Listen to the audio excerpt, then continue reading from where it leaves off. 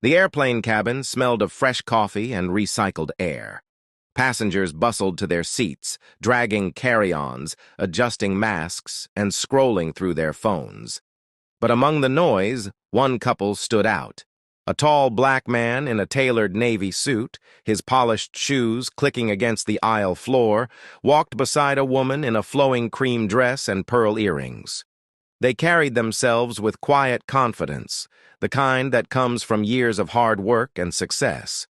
They weren't flashy, they weren't loud, they simply belonged in first class. But the flight attendants didn't see it that way. As Marcus and Danielle reached their seats in the plush first-class cabin, they placed their tickets on the armrest and began to settle in. Danielle tucked her purse beneath her seat, brushing her braids back with calm grace. Marcus pulled out a book, his expression relaxed. Then it began. A young flight attendant, blonde, smiling tightly, leaned over with forced politeness. "I'm sorry, sir, ma'am. I think you may be in the wrong cabin. First class is reserved for our premium travelers." Marcus blinked. "This is our seat, 2A and 2B. Here are our tickets." The attendant glanced, frowned, then gave a chuckle that wasn't really a laugh. "I'll just need to double-check with my supervisor." Whispers followed. Another crew member walked past, glancing at them like they were intruders. A businessman 2 seats over raised an eyebrow, smirking as though he'd just witnessed something he believed was expected. Minutes later, the supervisor arrived, stern, older, her voice dripping with authority. "Sir, ma'am, I'm afraid these seats are not yours. You must have made a mistake." Danielle's voice trembled, though she tried to keep calm. "We purchased these seats weeks ago. There must be some confusion." But the supervisor didn't check the system. She didn't look again at their tickets. She simply gave a cold stare. "You'll need to move to economy, now." The cabin grew silent. All eyes turned toward them. Danielle felt her cheeks burn, humiliation washing over her like fire. Marcus's jaw tightened, but his voice stayed steady. "Ma'am, this is unacceptable. These tickets are valid. We're not moving." And then, unthinkably, the supervisor called for security. 2 uniformed staff members approached. The humiliation sharpened. Passengers murmured, phones came out, some pretending to scroll but secretly recording. Danielle's eyes filled with tears. "Marcus, everyone is staring." The supervisor crossed her arms. "You can either walk to economy now or you can be escorted off this flight. Your choice." What the crew didn't know was that Marcus wasn't just a passenger. He wasn't just a man in a suit. He was a high-ranking official with the Federal Aviation Administration. And this mistake, this insult, this injustice, it would cost them more than they could imagine. But at that moment, nobody knew. If you're already hooked by what's happening here, pause for a moment, hit that like button and subscribe, because this story is about to take a turn you won't believe. Marcus slowly stood, towering over the supervisor but keeping his composure. His voice was calm, yet carried authority. "Ma'am, I will ask you one more time. These are our seats. I have the proof right here. Please do not escalate this any further." But the supervisor smirked as though she had the power, as though her word was law inside that cabin. "Sir, on my aircraft, I decide where people sit." Her words cut deeper than steel. Danielle whispered, "Marcus, maybe we should just go. I don't want to cause a scene." But Marcus shook his head gently. "No, we have every right to be here. I won't let them push us down." The security officers shifted awkwardly, glancing at each other. One finally spoke. "Maybe we should check the system again?" But the supervisor snapped back. "No, they don't belong here. Escort them to economy or off the plane." Passengers gasped. Some whispered, "This doesn't feel right." But others nodded in agreement, clinging to their champagne glasses and entitlement. Marcus exhaled, pulled out his phone, and quietly typed. Within seconds, he was on a call, his voice low, professional, steady. "Yes, this is Marcus Brown, FAA Senior Compliance Director. I need to log an incident. Flight 782, Gate C23, immediate discrimination claim. Yes, patch me through." The supervisor's smugness faltered. Danielle lifted her chin, her voice trembling but firm. "You don't know who you're talking to, but you're about to find out." The cabin grew eerily silent.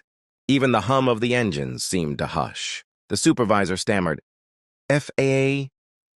You work with the FAA? Marcus locked eyes with her. I don't work with the FAA. I enforce the FAA. And right now, you're violating multiple regulations, including discriminatory passenger treatment under federal law. The color drained from her face. The young flight attendant whispered, Oh my God. Passengers began murmuring louder now.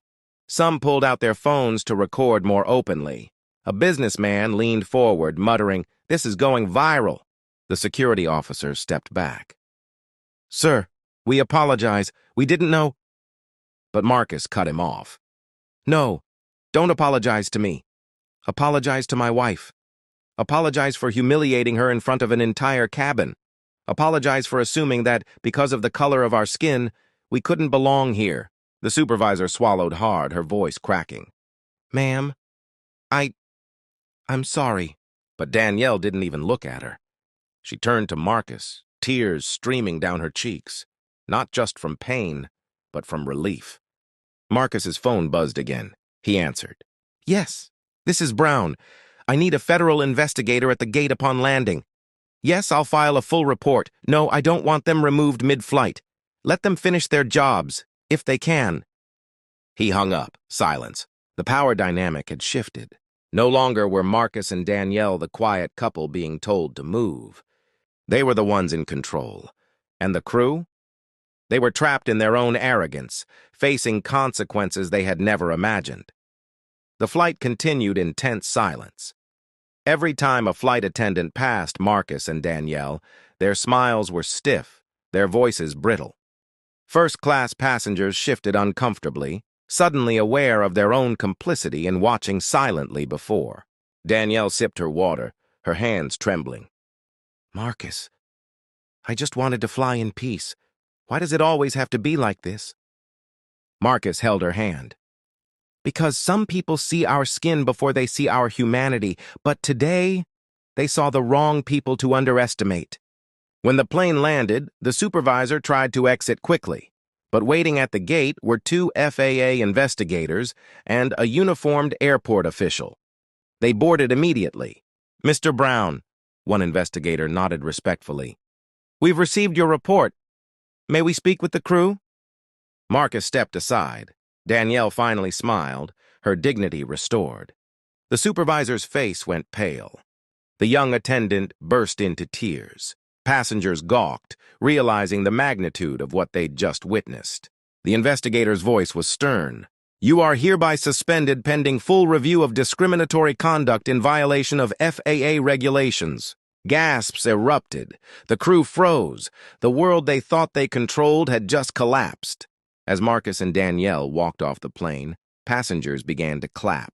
Not all, but enough. Some out of guilt, some out of respect, some because they knew they'd just witnessed justice.